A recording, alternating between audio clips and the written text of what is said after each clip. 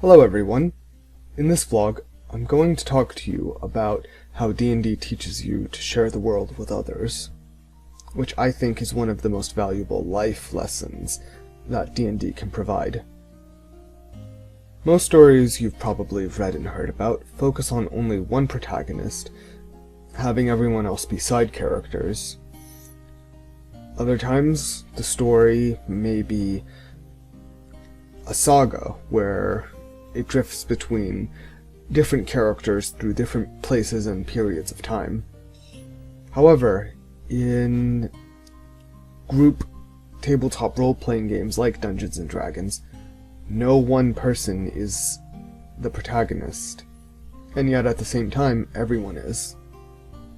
Some may think, well, if no one is a protagonist, everyone's just going to compete for it, everyone is going to be developed unequally, no one is going to get attracted to any of the characters because so many problems are coming up, and I can see where that view is coming from, and I can also understand the concern that if a protagonist or multiple protagonists are not well developed, the audience is just going to not root for them and end up abandoning them and the story.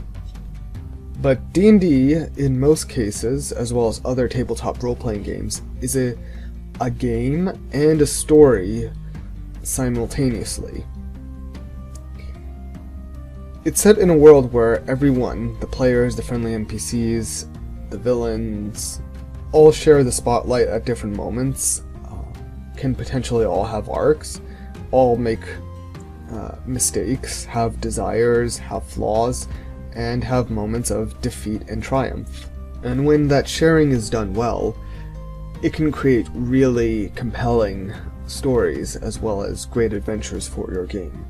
The first example is from Critical Role, Percy DiRollo's arc in his hometown of Whitestone. Most people would call the Whitestone arc Percy's arc, as Percy is interacting with many characters he has a strong connection with than anyone else in the party, as well as confronting demons as he tries to retake his hometown.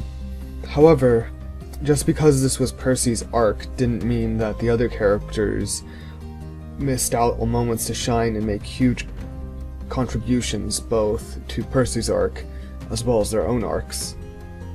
During this arc, Percy's relationship with Vex, the ranger of the party, became closer as she tried to save him from being consumed by his very literal demons.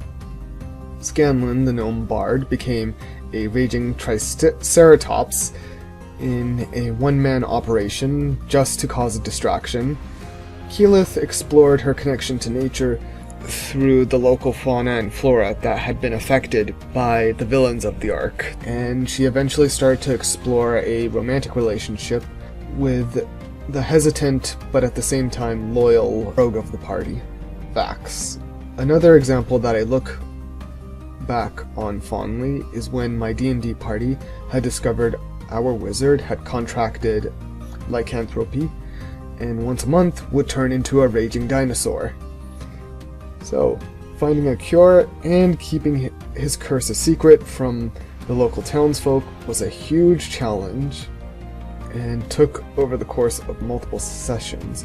But it was also one where, even though our wizard was the one that we were focused on saving, everyone would get a chance to help however they could. For example, our dragonborn paladin was an excellent negotiator and helped keep the lycanthropy a secret in both clever and sometimes hilarious ways. The bard was a huge assist to the party and helped with infiltrating an island of necromancers who contained information on how to acquire a cure, and my Eldritch Knight fighter had a chance to teach the wizard new spells, and the wizard player had a blast playing as both the familiar trying to care for the cursed wizard, as well as the lycanthrope, creating an interesting subversion in the dynamics of their relationship between the wizard and the familiar. Sometimes in D&D, it's easy to compare yourself to others, which can bring up feelings of anxiety or envy. And either one of those has the potential to ruin the experience of a game. I think what is critical, pun intended, if you do start to feel these things, is to check in with yourself and see how you feel about playing the game, as well as talk to your DM about it. However, I do want to add that if these feelings of anxiety and envy, as well as negative thinking, persists, especially negative thinking around comparisons, persists as you're playing the game, it might be time to take a step back and reflect on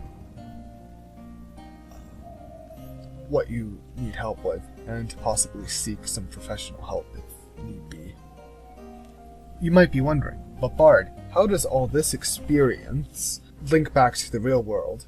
I believe, even if it wasn't intended by the creators of tabletop role-playing games like Dungeons & Dragons, there are valuable life skills and life lessons that one can procure from playing and experiencing them, as well as reflecting thoroughly on them.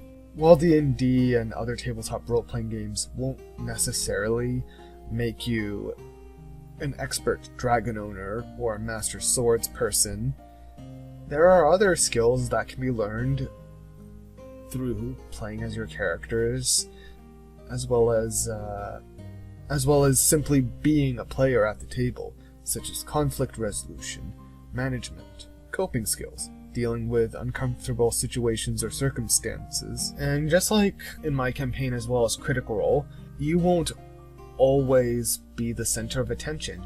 You won't always be the protagonist of the story. As much as we want to be the hero of our story, and potentially everyone else's, real life doesn't work like that.